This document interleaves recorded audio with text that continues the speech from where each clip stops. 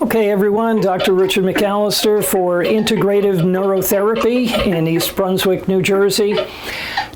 And today I'm going to explain what neurofeedback training is like. This is one of the main ways that we train dysregulated brains to help improve a variety of not only cognitive symptoms such as stress, anxiety, and attention, or insomnia issues, but we also train the brain to help problems with the body. And in this case, we're here with Jen. She has a condition known as POTS, which is Postural Orthostatic Tachycardia Syndrome. And basically what that means is that her nervous system, that is the fight or flight part of the nervous system, that part of the nervous system that is activated when you're highly stressed or when you exercise, your sympathetic nervous system is activated. And that needs to be in balance with the other part of the autonomic nervous system known as the parasympathetic, which is your rest and digest part of your nervous system. And just as that suggests, the parasympathetic nervous system is more active when you're digesting food properly. It helps to move food along the GI tract. It also helps to calm the rest of the body and has a number of functions in that direction. But the thing is, the sympathetic nervous system is like a gas pedal, and the parasympathetic is the brake. And if they're not in balance, or if one is activated inappropriately at the wrong time, then we have problems. So with this condition called POTS, what happens is her heartbeat does not adjust properly to the changes in posture, going from laying down to sitting to standing. And what happens with this condition is that when the patient arises, they get a rapid heartbeat, and it can be very severe, and in severe cases it can be very debilitating. And the thing about this condition is that it can be very difficult to treat. It can be disabling and chronic, but it does have a variable degree of advancement in the condition. Some people will just have it mildly. Other people will have more severe forms of it. So what we're doing is we're trying to help re-regulate the part of the brain, or the parts of the brain, the networks in the brain that regulate heartbeat and blood pressure.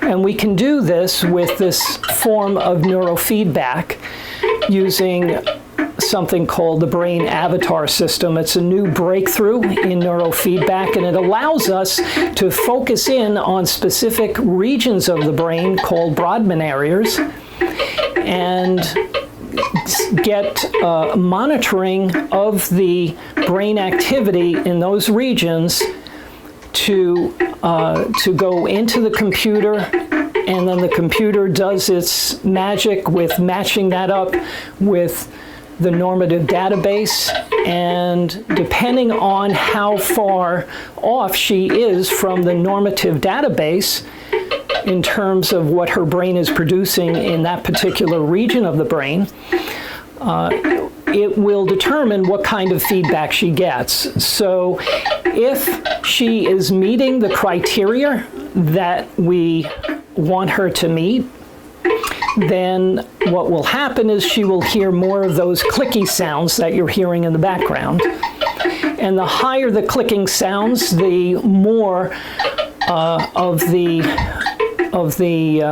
what we call Z-scores are being met within that target range. So I know it sounds a little complicated, and it is, but to try and make it more understandable for the layperson, it's like trying to compare the brain activity of a data set of normal individuals that don't have, in this case, POTS.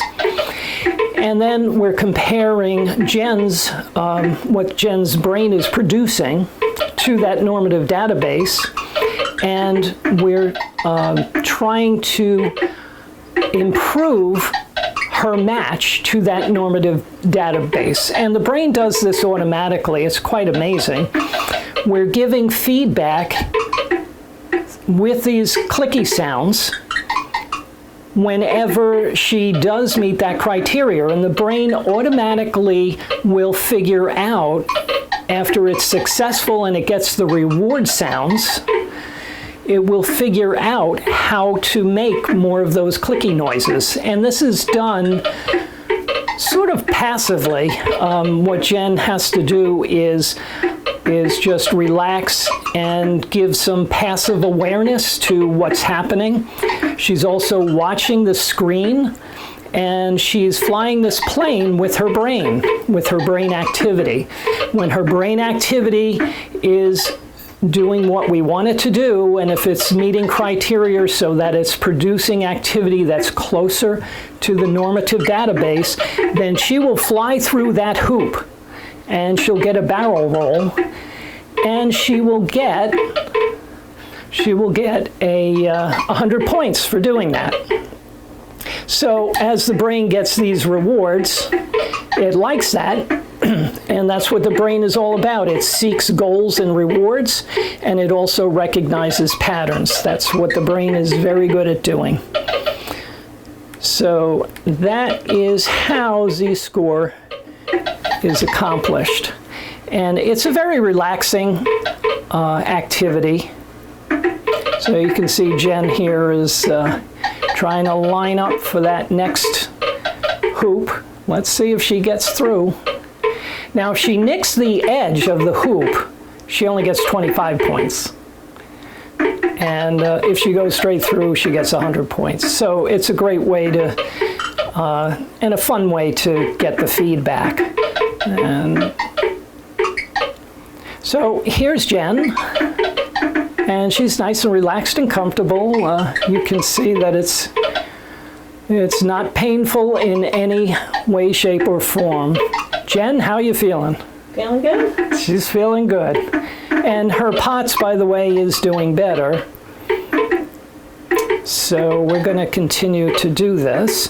Now, just to give you an idea of what I'm looking at while this is going on, this is what I'm looking at.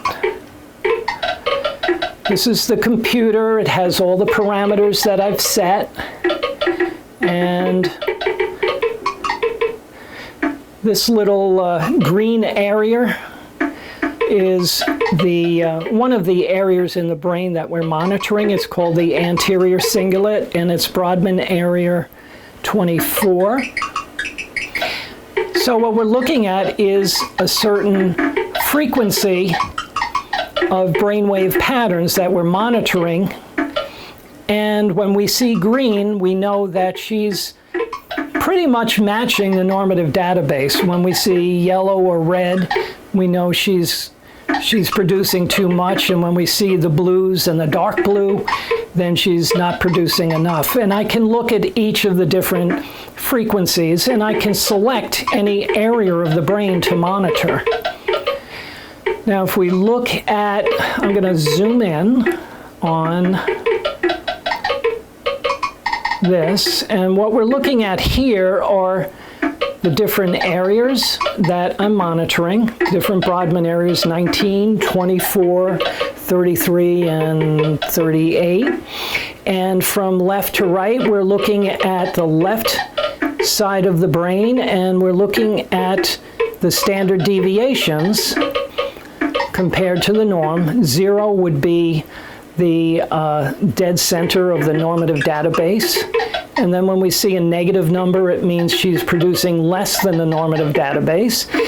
when we see a positive number or we see those red numbers, then we know in that area of the brain, in that particular frequency, she's producing too much. Now, as time goes on through this session, we'll notice that these numbers get better and better, and they keep improving. But then we'll reach a point when the numbers will start to go in the other direction, because this is giving the brain a workout. This is why we call it brain training. It's actually training the brain to use all its resources and to try and create these new, more efficient connections so that things flow along a lot more smoothly. So that is how we do, one of the ways we do the neurofeedback. I will be doing some other videos showing, wow, she's going to fly right by a volcano. Wow. Go in the hoop, stay away from the volcano. So anyway, that's how it's done there. In other forms of neurofeedback, I could put up a game that the patient can play with using their brain. I can put up a movie, so you can actually watch a movie. I had a patient earlier today that was watching Mrs. Doubtfire as part of her training. The way that works is that the movie plays, and you hear the reward tones in the background. Now, these clicky sounds, that's not the reward tones that other patients choose, and I allow them to choose any combination of tones that are pleasing to them. And so when the movie plays, you hear that in the background, and the screen will dim down if you're not meeting criteria, or it'll get brighter when the brain does meet criteria. And you watch the movie that way. But because the brain wants to see that movie and wants to follow it, that the patient is engaged in it, that brain will keep figuring out ways to make that movie play so that the screen is brighter. And it does, even though you tune out the reward sounds in the background as you're watching the movie, because you're listening to the soundtrack of the movie, the brain is still picking up on that sound, and it's using that for the feedback. It's saying, when I do this, this happens. So I want to do more of that. All right, Jen, you're doing well. And her Z-scores are getting better, I can see. So again, for integrative neurotherapy in East Brunswick, I'm Dr. Richard McAlister. Thank you for watching. And if you have any questions, you can email me at info@integrativeneurotherapy.com, or you can call me at area code 732-307-7229. All right, have a good day.